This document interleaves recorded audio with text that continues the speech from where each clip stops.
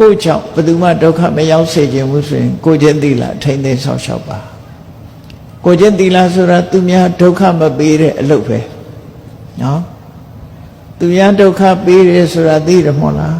သူများအသက်တိုက်ရင်လည်းသူများဒုက္ခပေးတာသူများဥစ္စာခွေးရင်လည်းသူတို့ဘာဒုက္ခပေးတာပဲ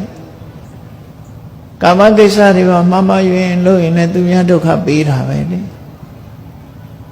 လိန်ပြောရင်လည်းသူများကိုဒုက္ခပေးတာတူနဲ့တူမတက်အောင်ခုံတိုက်ထားလည်းပဲဒုက္ခပေးတာဆဲတာရေးတာလည်းဒုက္ခပေးတာဒီကနေ့ခေတ်တော့ပါဇက်ကတောင်ထုတ်မစို့လက်နဲ့ရေးပြီးတော့ Facebook ကဆဲနော်ဆဲဖို့ဆဲနည်းတွေမျိုးစုံပဲအဲ့ဒါတွေဟာ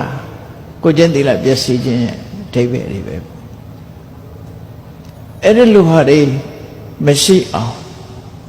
သူများကိုဒုက္ခပေးတဲ့အလုပ်တွေကရှောင်ပြီးတော့ကိုကျင့်သီလနဲ့ပြည့်စုံအောင်ကြိုးစားတယ်ကာယဒုစရိုက်ဝစီဒုစရိုက်ကိုမကျွလွန်မဲနဲ့ကိုဒါမြင့်မြတ်တဲ့အလုပ်လို့ခေါ်တယ်ဒါကိုမြင့်မြတ်တဲ့အလုပ်ဆိုလို့ရှိရင်လိန်ပြောတာဟာအောက်တန်းကျတဲ့အလုပ်တူနဲ့တူမတက်အောင်ဂုံးတိုက်တာနေရုပ်